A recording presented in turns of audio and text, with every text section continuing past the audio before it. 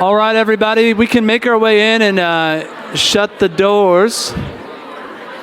Just to clear up any quick confusion, I know that, renewed relationships can be somewhat ambiguous. What we're talking about is renewed relationships between men and women. So that's platonic, romantic, etc., but we're really talking about that kind of dynamic, okay? So if that's not your gig and you're looking for something else, there's probably still time to run and make another class, but that's what we're going to talk about here. Thanks for being here.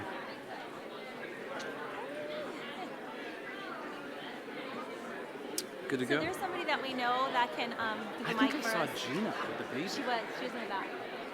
I just saw her. Do you remember she's on the board at, so if she wanted to give her that, right here, the girl with glasses on her head. She's a single sister that's on the board at, oh, right, yeah. Sure. Yeah. Should I give it to her? Yes. And just say, hey, we're going to do some Q&A. Ask her name again so that we can...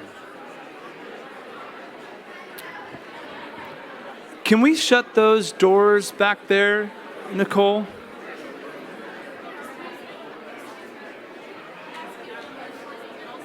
And then if we can move in forward and towards the middle a little bit, if there's seats between you, just so we can make a little bit more room, that'd be great.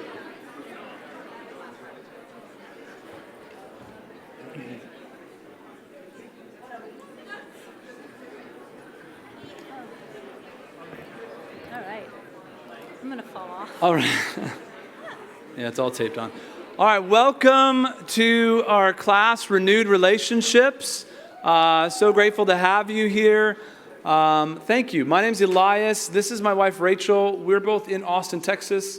We serve on what's called the Single Service Team. So the Single Service Team is the group of people that coordinated the conference, the Singles Conference for you. So we serve as directors there. We have served in singles ministries as long as we've been Christians. I started in the ministry as a single guy, and we've served singles ministries everywhere we've been. We love singles ministry. We really do believe at the end of the day that this ministry is the ministry that is called to lead the church in devotion to Jesus. And I don't even just say that. That's not like just niceties. Biblically, Paul says your role as a single person is to display devotion to the rest of the church. Like we should be, as a married person, I look to you and I should be going, wow, that's what it looks like to be devoted to Jesus. My role as a married person in Ephesians 5 is to display to you what does it look like for Jesus to lay down his life for the church, right? So you should be looking at me and going, wow, look at the sacrifice that Jesus makes in the relationship between the church and Christ. We have different roles in each other's lives, but the singles ministry is called to lead the church in devotion, to display for all of us what it looks like to be devoted to Jesus. And so we're just super grateful and thankful to be here with you. And Rachel's going to kind of introduce our time. Yeah. So I'm only standing behind him, not because I'm like just so submissive. I don't want to fall off. I don't want to fall off the stage. I am also very submissive. And I don't want to fall off the stage. Okay, so we're talking about renewing our view of relationships. So I'm going to start us off by just telling a little story. I hope you guys don't mind. Story about me. So my first singles ministry, there were 6 of us. And there were men and women, but there was only 6 of us. So being in my late 20s and being more interested in a romantic pursuit, I wasn't very worried about those relationships. I was more concerned about am I going to find somebody? But there were 6 of us, and there was no romantic interest in that group. So one Sunday, our group went to visit another one of our churches that had a much larger singles ministry, and I walked by Elias.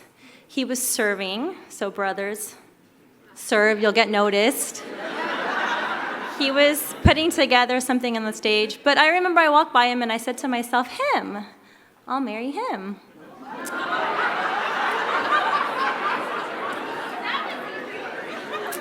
You would think so. So shortly after, we went on our first blind date. It was a double date that I had initiated because I was a strong and independent and proactive woman. And on that date, I was just watching Elias just fall in love with me. And on the way home, I got in the car and I told my friend, I was like, oh my gosh, it's in the bag. That was easy. That was easy. And I really was convinced. I really was. But I didn't know a lot of stuff then. I was young. I was young in my faith. I just come out of dating in the world. I had a lot to learn. Let's just say that. Elias, being older and more mature than me, knew things that I had to learn still. I couldn't just... Well, there was chemistry, right? Like, obviously there was chemistry. That's what I had felt. But he knew that chemistry wasn't enough, that there also had to be character and there had to be conviction. Time for me to learn. Very different from dating outside of the church. I couldn't just flash a smile anymore. It wasn't just about being cute and flirting. Emotion alone wasn't going to do it, right? I actually had to have character. And I had to prove myself a trustworthy person to build a friendship and a relationship. And I had to exhibit the characteristics of Christ. And not just to the one person that I was interested in, but to all of my brothers and sisters. So if I wanted to build healthy friendships, I really had to renew my view of relationships. And it was actually 2 years from that date before Elias actually pursued me romantically. We both even dated other people in that time. And in that time, God really renewed what relationships meant to me through older women mentoring me. So if you don't have older women mentoring, get some older women to mentor you. It's very worthwhile. And being in community helps, right? I began to see that I was falling short in my relationships, both, platonic and romantic. I would hurt brothers' feelings. I wouldn't even realize it. I would be disrespectful. And I had no idea that I was being disrespectful. I would lead some brothers on unintentionally, out of my own insecurity and just desire for attention. So I really had to learn how to love my brothers in Christ. I had to learn how to be a good friend. And it took time, but in turn I gained some of my best guy friends that I've ever had in my life. And I learned how to live out God's love in community. And I finally became attractive to Elias in a different way, right? I was finally somebody that he was interested in pursuing because it was awkward. It was awkward. For 2 years, I couldn't understand why he wouldn't come after this.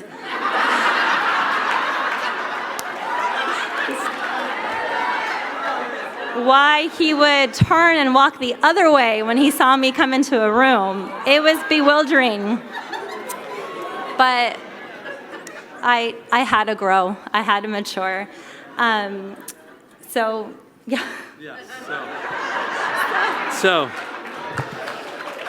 I'm not advocating turning and walking out of the room, by the way. That was some of my own issues. But character, conviction, chemistry, these things matter, right? These are kind of the 3 C's that we look for and we tell people to look for.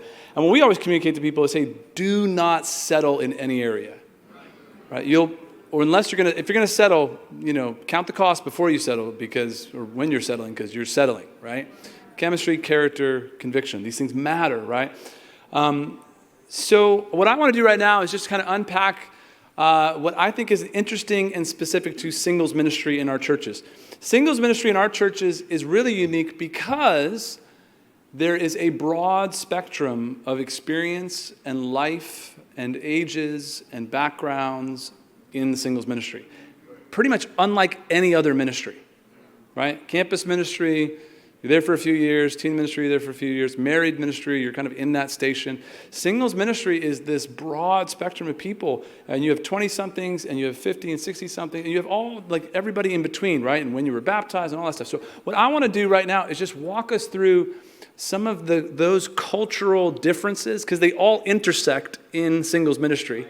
And they bring with them their own expectations about men and women relationships, platonic or romantic, etc. And so I just want to kind of unpack that. I'm going to give some generalizations. You can throw stones later at them, but these are just some ideas, right? Okay, so change happens, right? This is what we're talking about. So what I want to just say is we'll start with this 90s era, right? We'll go that far back. There's farther back, but we'll start there, 90s era. And there may be farther back in this room, and that's great too.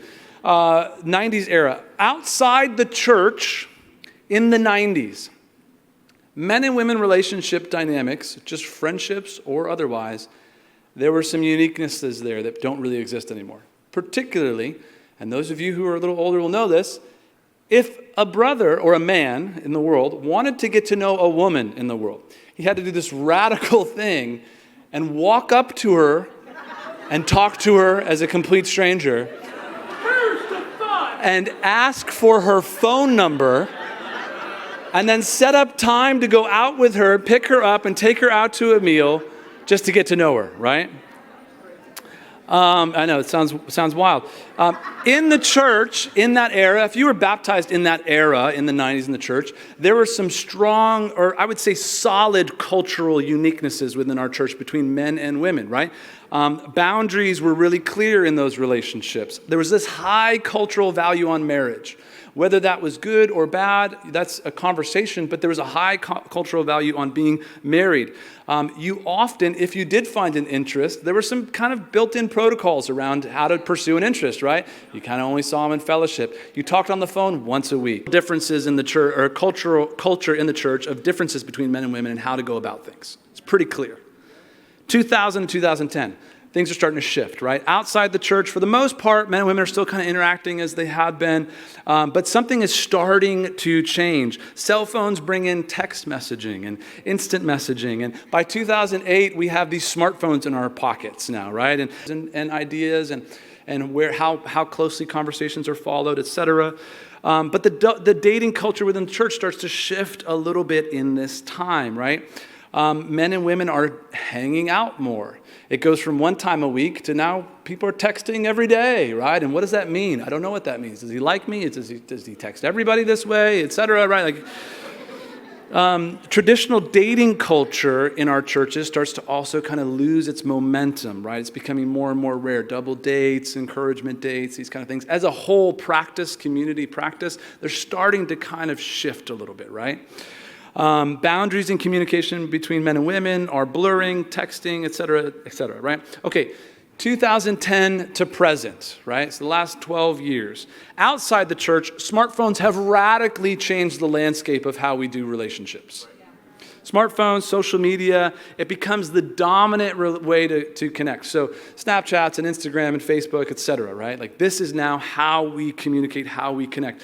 Dating apps become the norm. There was a time when it wasn't even an app, because we didn't have apps, but there was websites to go on dating websites, and it was kind of looked at like, oh, you had to resort to a dating website, huh? Like, but now dating apps is the only way people actually know how to date.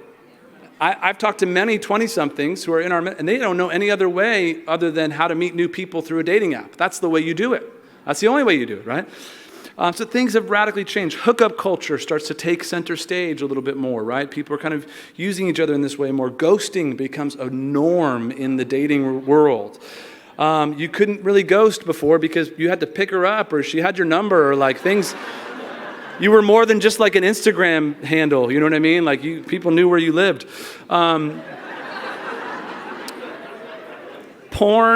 Pornography is more accessible than ever before. It's damaging relationships and expectations and treatment of the opposite sex on both sides. Sexting becomes kind of a normal thing, which is strange that that's normal, but that becomes a normal thing. Gender identity starts to kind of become more of a conversation and fluidness, and boundaries between men and women are blurred even further. As the uptick of devices and interactions between each other through technology increases, there's a direct correlation of a decrease in empathy across relationships, right? So these things are all shifting around us. This generation, as they're baptized in the church, they're coming out of that culture. And they come into the church and they hear this, mythical thing that used to exist called dating in the church. And they feel like, what are you talking about, Grandpa? Like, what? Like, should I get a bouquet of flowers and a little bow tie and show up in the Model T and here we go, honey, They're trying to figure out, but it feels really like it's anxiety inducing to have to put parameters around this kind of thing. So they just want to call it hangouts. We just hang out. Relationships between men and women are going okay, but there still obviously seems room to grow. Otherwise, you wouldn't be in this class. So depending on where you are, this is my point with all this, depending on where you are, just up here, but I really want to get into people's stories. So I was talking to a group of singles who were converted in the 90s, late 90s, and I heard the majority of them express sort of disappointment with the current culture of friendships and dating in our churches. And comparing it to their experiences back then, they felt that the relational situation now to them felt a little worldly. These are their words. And one person shared that there used to be this expectation that everybody went on encouragement dates. And it was just self-denial, right? It was like how it was taught. We saw to it that our brothers and our sisters were encouraged and taken care of. And maybe not everybody loved the idea, but now that those are gone, they're sorely missed, frankly. They said that they kind of missed, too, the simplicity that existed back then in relationships, like things were clear. Even if that sometimes meant a little too much involvement from leadership, it was nice to know that communication was clear. Now, a date can throw everything in a whirlwind, right? Like, could communicate all these unintentioned motives. So they definitely missed that. Some people, though, did share that they were very hurt by the ways of the past, and that some of them admitted with a lot of resentment that there was too much involvement from leadership, right, about who you should date. Oh, no, not that one, maybe this one. And they were maybe pushed into dating somebody or dissuaded from pursuing someone that they really liked. My experience in the singles ministry came about a decade later, and honestly, I had a blast in the singles ministry, but that was my experience, right? I think I came into a time where there was a little bit more exploration, a little more freedom, between male and female relationships. Like we had one foot in the past, but then we were kind of trying to see what was coming up. And I remember being personally very inspired by the stories of the past and how they made the relationships work. And I was really grateful, actually, to get advice from those couples, right? Because they'd done it right, and they had healthy marriages, and I had no problem proving that I was above reproach, right? Double dates, no problem. You're not alone with a brother, no problem. You talk about what's going on, sure, I'll talk to whoever. I had married people speaking into my life all the time, and I really appreciated it. It worked well for me. And I had a blast with guys and girls. I had a very, very fun experience in the singles ministry. I mean, it's where I met my husband. Such a great experience that after we got married, I begged, like, please don't make me leave the singles ministry. And they let us stay, so I was grateful. But you know what? I also had friends that didn't feel the same. And their experience wasn't what mine was, right? And in hindsight, I see that the more freedom that we had in dating, sometimes it got translated into some people feeling left out or even picked over, right? Because now there wasn't an expectation that everybody encouraged everybody. And it was a really painful time for some of them.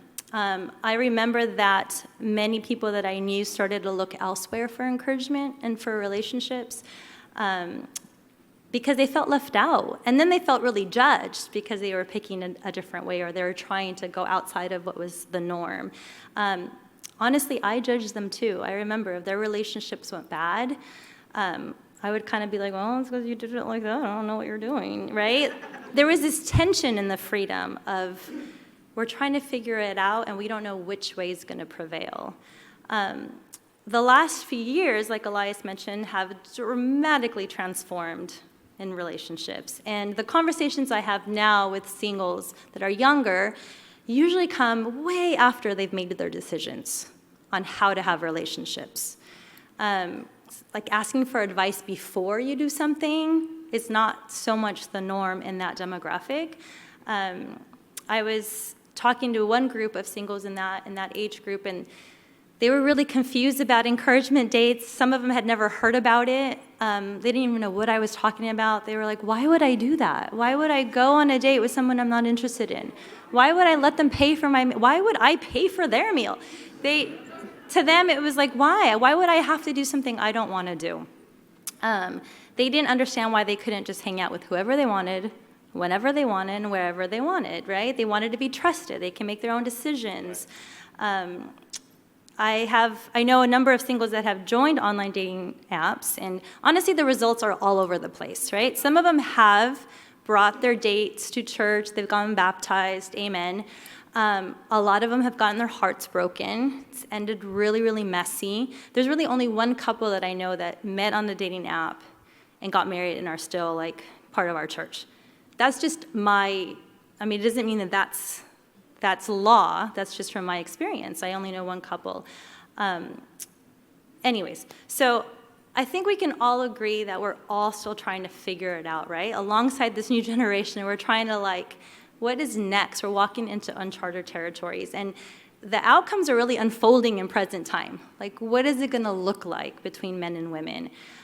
Some of us older Christians, we might be having a hard time walking with the younger ones, right? And not maybe being a little judgy when they have problems, right? Maybe it's harder to be well, I don't know, sister, you brought this on yourself. Do what I told you to do and things wouldn't be so bad, right? Maybe that's just me. I don't know. At the same time, though, I've seen people's hearts exposed like never before, right? Because when you have the freedom to choose what you want to do, then there's no reason to hide things. And it's really given us space to have some amazing conversations, and it's lent itself some very, very teachable moments. All that to say is I don't really know where we're going to go, and I can't even imagine. I have 4 little boys, 8, 6, 6, and 4. And sometimes I think, man, what is the world going to look like when they're of dating age? Am I going to walk into my older boy's room and he's going to be in there hanging out with some hologram sister? What are you doing? What is this? No, Mom, she's not really here. This is the only time we could talk. What are the expectations going to be then of men and women relationships? Because the world is changing so quickly. I honestly don't know. What I do know, and what I think is the most important thing, is that we can't split hairs over how it used to be and how it should be, right? It's not going to help us to build and sustain a healthy singles ministry. And it's not going to produce those fulfilling relationships, which I know we all want, and that I really believe that God has intended for and between men and women. Amen. So obviously a lot to navigate, right? And our task today, what we want to offer today is we want to offer a compass and not a map. And what I mean by that is, a compass is really to direct you towards your goal, right? But depending on where you are currently, you may have to take different directions to get there than the other person, right? A map is a little bit hard and fast. Here's the road. Here's the pass to go through. Here's the exact route to take, etc., right? We're not here to offer a map. We're here to offer a compass that has principles to direct where you're heading. But again, where you're starting generationally, where you're starting in the world, where you're starting culturally, where you're starting in your church, in your ministry, it all will be different places, and that's okay. And this is just kind of a good principle to hang on to as followers of Jesus, because culture will keep shifting in all kinds of ways, right? As things change, disciples of Jesus, the thing that makes us disciples of Jesus is we hang on to the things that don't change. Culture is going to keep shifting all over the place until Jesus comes back. But we're not moved by culture. We hold on to the things that don't change. We hold on to the kingdom. Amen? Okay, so a couple of principles. And this comes out of really a conversation that we had with the service team, and then a conversation that we had with our local ministry in Austin. So I'm going to kind of work through 4 principles. We had a couple others that we built out as well and we talked through, but these are 4 that I think at least give you a good start on the conversation, on how to have this conversation. Okay, first one is longing for connection with others is a good gift from God. Longing, that desire you have to be connected to others intimately, to be known and to know. And whether that's with the opposite sex or not, that desire to be connected to others, that longing is good. It's a good thing. God designed you with that. The only time in all of the creation story that God says something is not good is when his humanity is isolated. Everything up until that point, he goes, he saw it, he was good. Saw that, it was good. Saw that man was alone, not good, right? Like, this is not good. And I think he would have said the same thing if he had created Eve first. He would have said, it's not good for her to be alone. We need each other. Brothers and sisters need each other. Platonically, we need each other. It's good to want to be connected. That desire for connection, for intimacy, for belonging, and even for romance. It is a human longing. It's to be celebrated and to be explored. It's not to be ignored or shamed or suppressed. And when it is ignored, oppressed, or ashamed, it is not good, right? The Bible is rich with human experiences of really good outcomes with that desire. It's also full, a lot more, of really bad outcomes with that desire. Kind of like the world today, right? We have a few good outcomes and we have a lot of bad outcomes of how people are working with that very natural, very real, God-given desire. At the same time, though, we live in a world that has idolized and monetized that desire. Right? Our desire for connection with another person of the opposite sex, it easily can become the idol we worship. Right? It becomes the thing we long for most. And it's not intimacy even necessarily that we long for, because intimacy requires trust and vulnerability and humility and service and selflessness. And that's when things get really real and hard. We want romance because it's exciting and it feels good and it's, do you know what I'm saying? And so we build whole industries around romance. And we sell that. We shrink down this God-given desire and longing for connection, and we shrink it down to romance, and then we try to make money off each other with it. The world offers us a dim version of what God put in you. Exodus 23 says, "You shall have no other gods before me." And dating and marriage are beautiful and to be celebrated, but let me just say, so is remaining single. It's beautiful. And this is what I want you to hang on to as a single person in the ministry. Like, I just talked to a brother today who was married and now he's single again, right? Like, but let me just tell you, flourishing in your humanity through the way of Jesus is not subject to your marital status. Flourishing in your humanity through the way of Jesus is not subject to marital status. God is not withholding anything from you that you require to fully experience connection if you're under the reign and rule of Jesus. 2, we are after a culturally unique kind of love, right? Jesus says in Matthew 5, you are a light of the world. You're a city on a hill that can't be hidden. You should stand out as completely different to the rest of the world in how you love one another. There should be something so different they go, I don't even know what to call that. What is that? What are you doing? How do the relationships work? How does this look? Why is it like this? It looks so different than anything I've ever seen before. The proof of apprenticeship to Jesus is a culturally unique kind of love. John 13, he says, this is the kind of thing that everybody's going to know you're the real deal. The fact that you love differently. That men can love women differently. That women can love men differently. That people can be in relationships differently. That stands out. It's a culturally unique kind of love. Where Romans 12, we honor one another above ourselves. And so this principle is something that we need to talk about. We need to figure out, how does that look? Is that happening? Is it not happening? Why isn't it happening? What needs to make it happen? What's the awkwardness with thinking about how that happens? Our connection with one another, how we practice this love, this honor, this devotion, it should stand in stark relief to the world. 3rd, does God care who I marry? This is a question, right? This is a guiding question, a principle we have to wrestle with. Does God actually care who I marry? Like, does it matter to him? When we look at the scriptures, Adam and Eve, the purpose of Adam and Eve in their ultimate connection, in their two becoming one, was to develop a family that would still live under the reign and rule of God and participate in the flourishing of humanity. Help God in his grand project of taking the garden and moving it outside the garden. Because this is Adam and Eve were meant to take the garden and move it outside the garden, to cover the world, to flourish. But they could only do that under the reign and rule of God, right?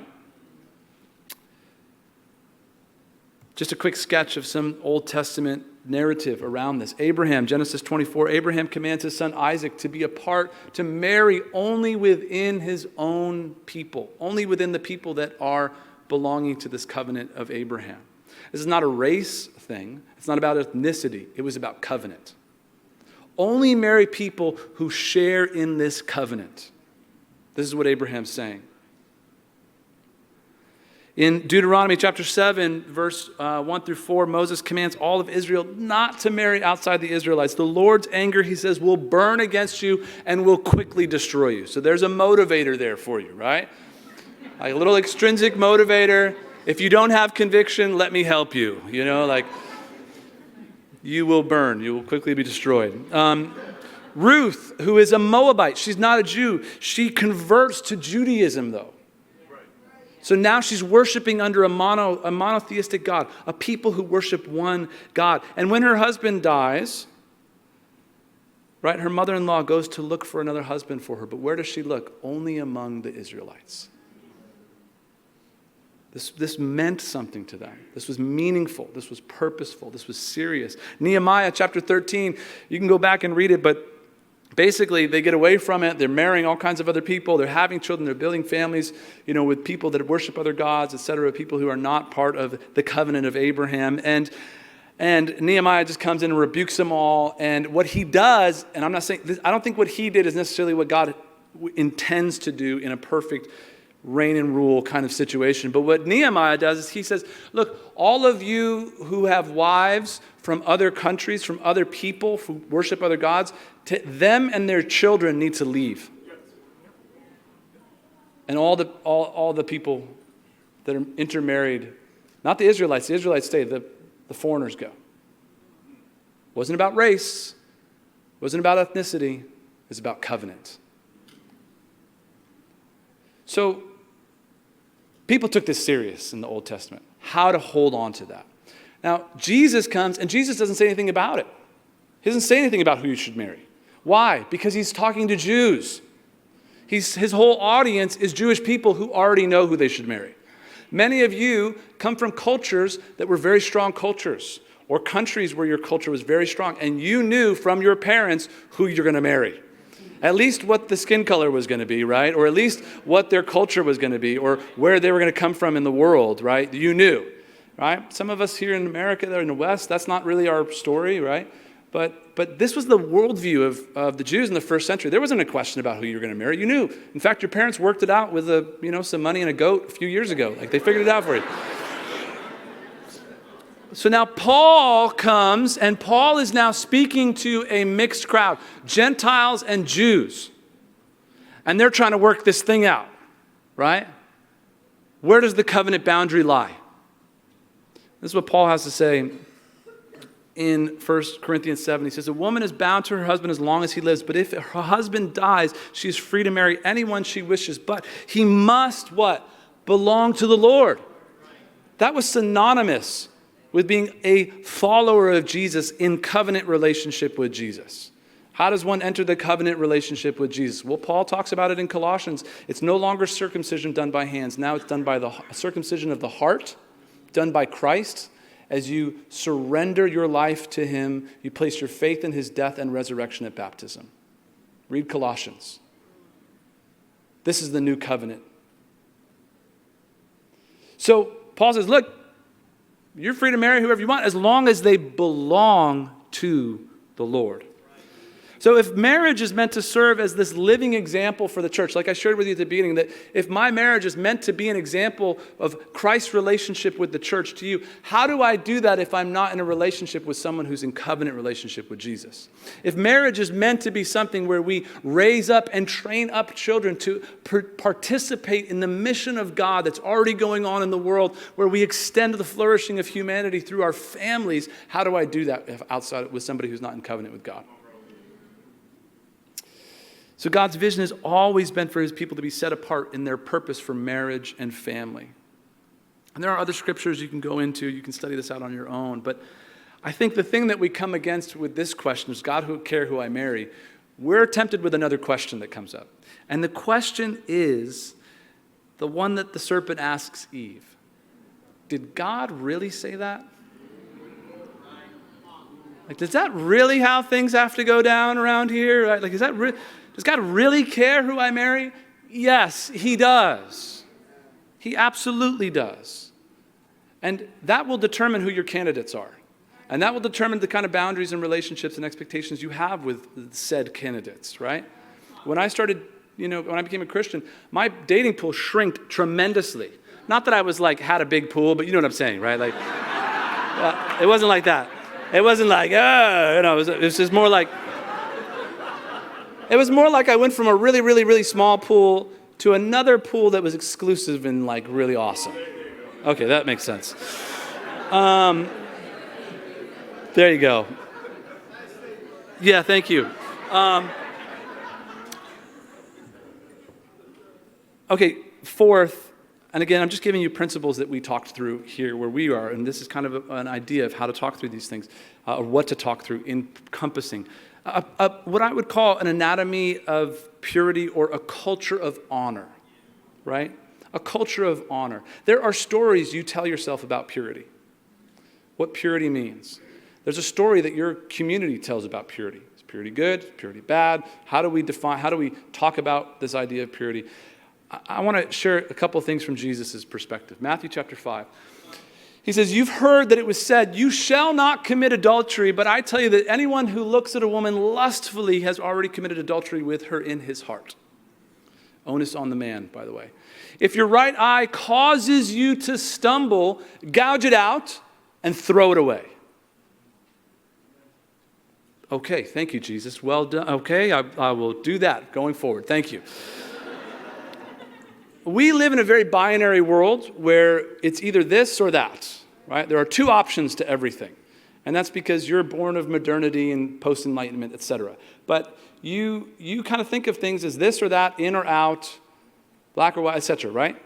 Jesus did not live in a binary world in that way, and there were other options out there. So somebody's talking to him. People want to know, how do we deal with this whole lust thing? He doesn't say, well, hey, just become a eunuch and stare at the ground the rest of your life and hope for the best, right? He also doesn't say, hey, in the kingdom of God, it's all good, baby. Freedom in, I don't know who, but it's all freedom, just have at it. So what does he say? He says, actually, think about your body. Think about how valuable your eyeball is, how valuable your hand is. Would you ever mutilate your body?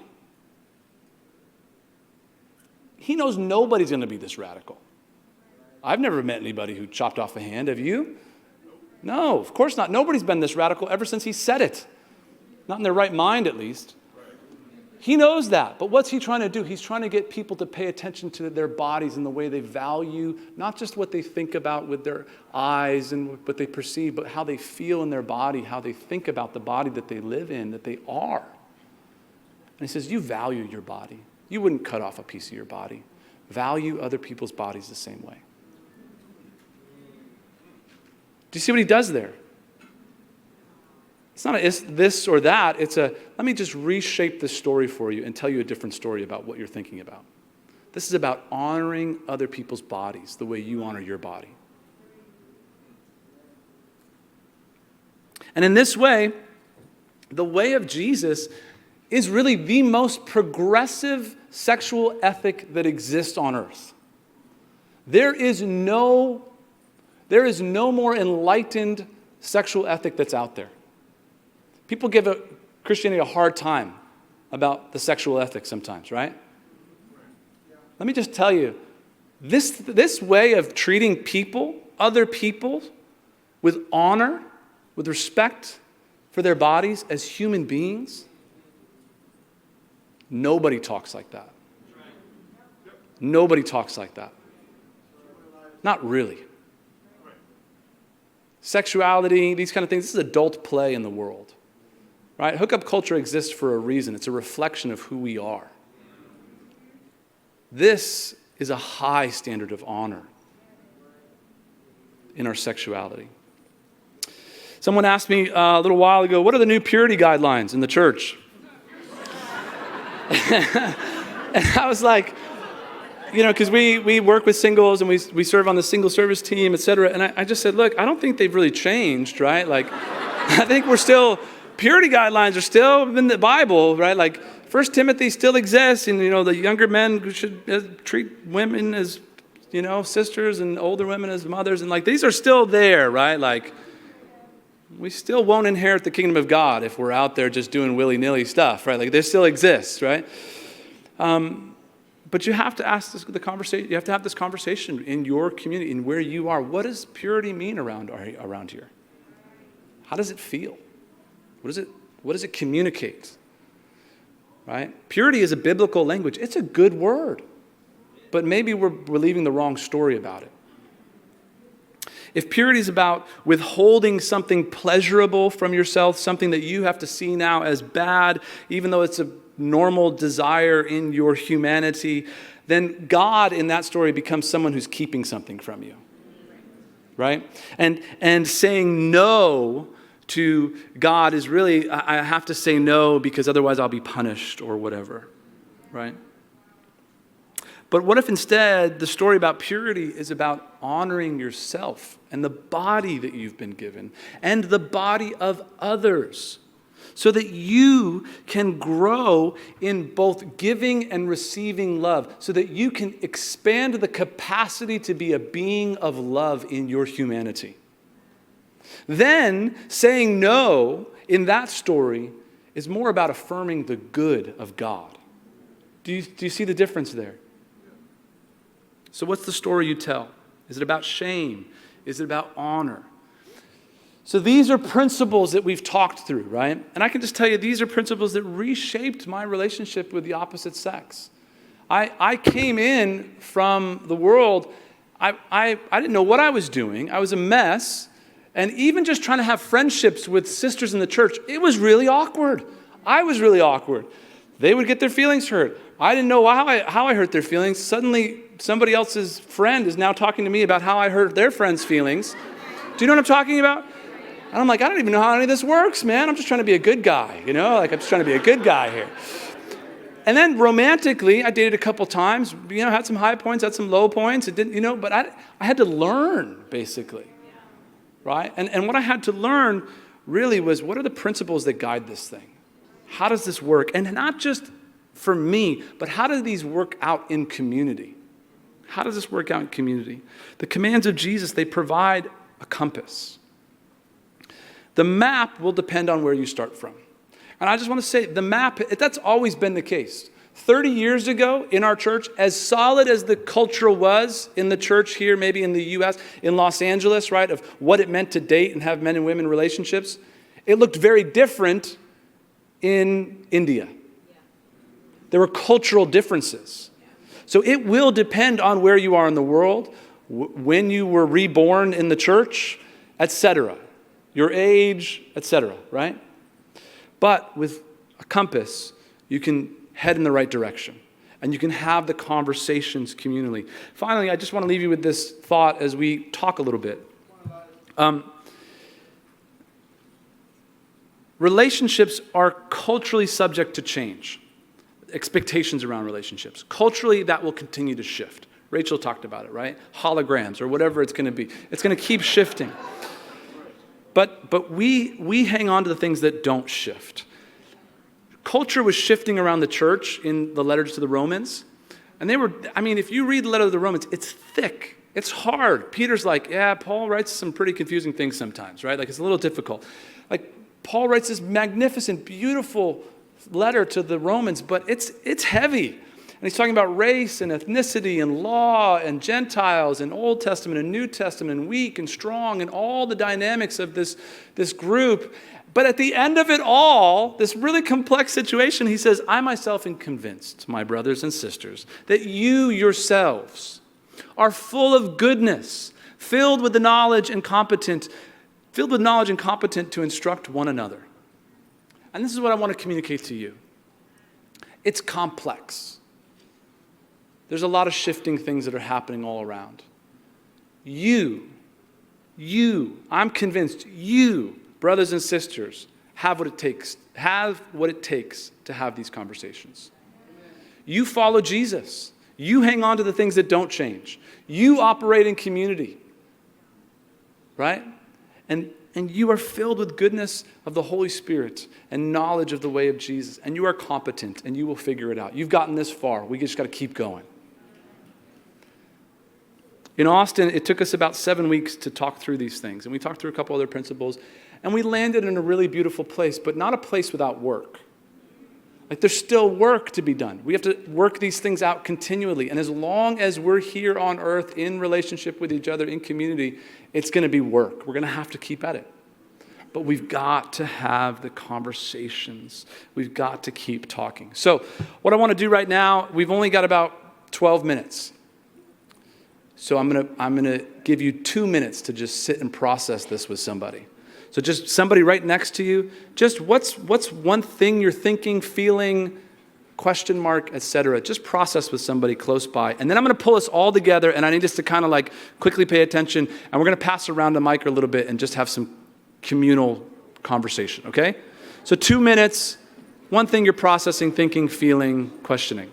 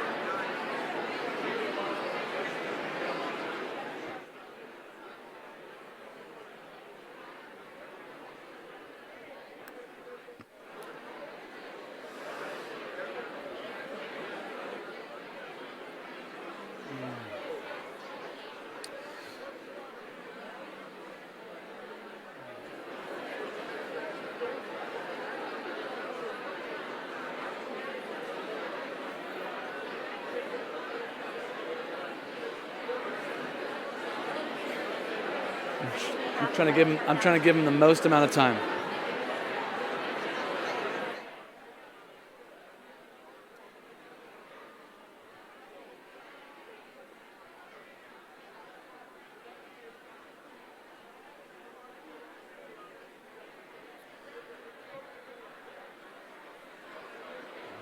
All right, so can you turn this one back? All right, so let's kind of bring it. I know there's a lot to think about, a lot to process. Let's bring it back here for a second. Shh. Our sister over here has a microphone, so if you have a question or a comment or a thought or a complaint, we'll say the complaints for later, but if you have a comment or a question, we just have to keep it succinct, sentence or two. We want to just kind of, we're not experts, but at least we can maybe kind of facilitate a little bit of this conversation. So she'll pass around a mic. Just raise your hand, be respectful, and she'll help get it to you. So, yeah, I'm going to let her kind of navigate that. Help me. Hello. Can you hear me? Yeah. Yes. Just real quick, thank you so much for the 4 principles. I think that the idea of a compass is very nice since we're all coming from different locations, so it'll be a pretty big map. And I feel like if we could follow this compass that you gave us, we'll be able to reach the goals of whatever God wants for us in the future. Amen. Yeah. Yeah, well, I'm sorry. I told you you could do it, and then I tried to do it. So I'll you do follow whatever, you. Whatever you're going to do. Hey, by the way, incredible class, man. Thanks. Seriously. Quick question. You did an amazing job of explaining the convictions we should be, looking for the character and the convictions of within God's kingdom. But one question I did have is I've been around for a few years, and I've heard two different arguments as far as the chemistry side. Yeah. A lot of people say, you should go after people you're attracted to. Like, you got to wake up next to them the rest of your life. Yep. That'd be good. But I've also heard, beauty fades. It's not that important. I've heard from both sides. And I'm curious just a little bit more from, your opinions on the chemistry side. Yeah, so thank you.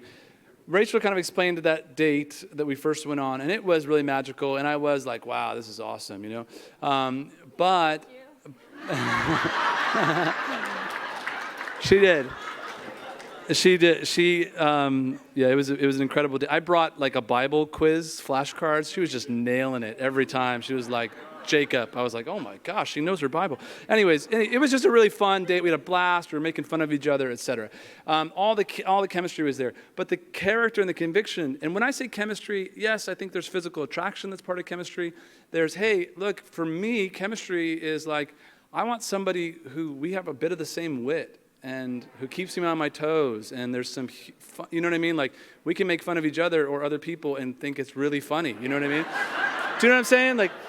So I think chemistry is a little bit of a, it's a little bit of an individual thing. But I just say this, there are all kinds of reasons to get married.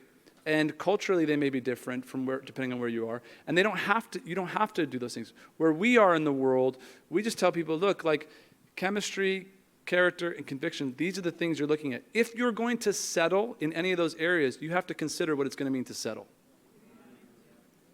That's all we're saying, right? So, hope that helps. Yeah. There was somebody back here. Okay, yeah. Yeah.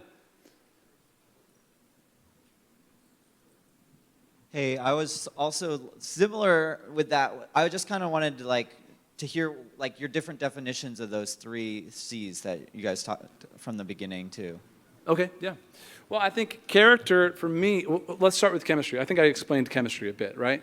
Chemistry is that thing, right? It's the magic, it's the buzz, it's the whoa, that's got to be there. But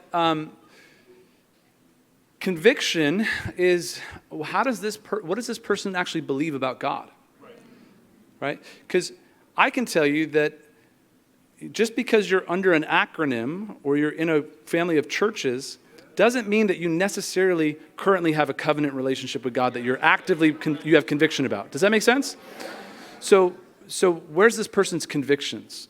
I got to witness Rachel grow and be generous with her life and her friendships and in the church. And I got to see her live out her convictions. I got to see her wrestle with things. I got to see a little bit of what she said no to and what she said yes to. And I got to witness that, right? That was conviction. Character is, who are you at the end of the day, right? How do you operate in your life based on the things that you believe, right? That's character. And that's a whole other, you're going to marry character. You will marry for chemistry a bit, but you will live with character. And that's the reality, right? So, yeah. So this is all assuming, right, that you're going to marry the person. One of the things that we have in our culture is that we get to date, right? There's a lot of cultures where you don't get to date. And I think sometimes there's so much pressure in dating where there shouldn't be. Right, that's good. Date somebody. First start taking sisters on dates so that you can figure out who you want to date. That's a start. But date knowing this is where I'm going to see what kind of character they have. This is where I'm going to see if that initial chemistry was really chemistry. This is where I'm going to see them really test out their convictions. I dated once before Elias, and I wasn't completely attracted, so there wasn't that kind of chemistry, but I was attracted to that person's personality. And then as we dated, there were things in his character where I was like, maybe not, right? For me, some other sister, totally fine. Because at the end of the day, whoever you marry, no one else takes them home but you. And that's yours for the rest of your life. So choose wisely. Yes, choose wisely. It will reshape your whole life. It really will. But what you're after is in your life, man, I wanted to partner with somebody who had the capacity to help me reach capacity in my relationship with God. That's what I was after. So that's what I was looking for. So others, other questions? I'll just go like third by third.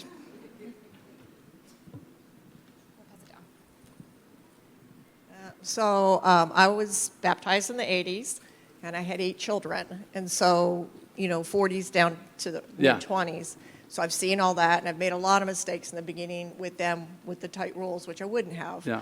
But now I'm hearing, in my daughter's generation, is, having the same covenant and going out to other churches that have the same belief systems, but not necessarily a Church of Christ, and if that's okay. Yeah, I can't tell you if it's okay or not. I can tell you it's happening. Right? I think everybody, and some of you in the room, like, not in a shame way at all, like some of you in the room are on dating apps where you're interacting with Christians in other churches, right? I think that's got to be the conversation that happens. And this is what we're talking about. Like, how you navigate that. If you do that just by yourself on the side, hoping nobody finds out until you've made a decision, and then you bring them to church and you're like, ta-da, like, that's a way to do things, but I can tell you, you're doing things outside of community. And people that we've known that have done that have had experiences where then when things disintegrate and that person that you met on the dating app disappears into the ether and they're gone and they're not connected to the community you belong to, there's no ability to provide reconciliation. There's no, the ability to provide healing relationally drastically diminishes. Do you know what I'm saying? So I can't tell you whether it's right or wrong. I can tell you, we've got to look to covenant relationship with Jesus. To me, that's really clear in the scriptures what that means, right? But I think there in that conversation, that's the kind of conversation you got to bring to the table in your community. And I think Rachel would say, based on our last class, because that similar question came up, that's a thing you've got to be fully forthright about. Like that little percentage of you that doesn't want to say the next thing that you're really thinking or feeling, you just got to say it. Not accusatory, but you got to be open and transparent and trust people that are trying to figure it out with you. And they're going to do a better job helping you, leading you, etc., if they know more information, right?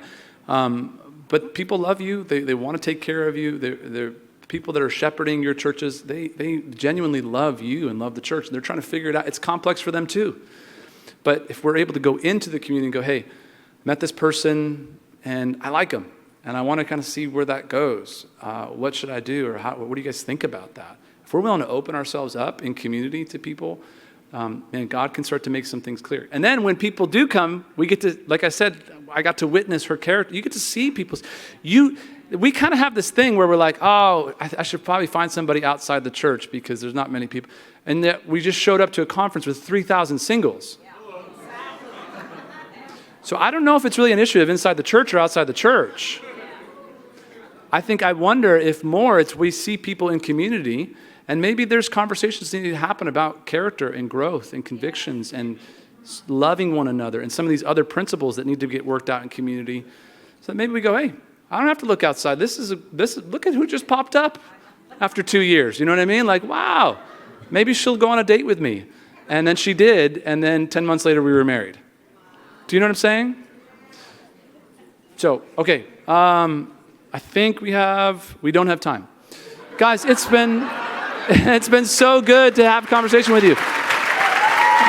Our next session is at 5 o'clock, okay? 5 o'clock. Oh, so good to see you.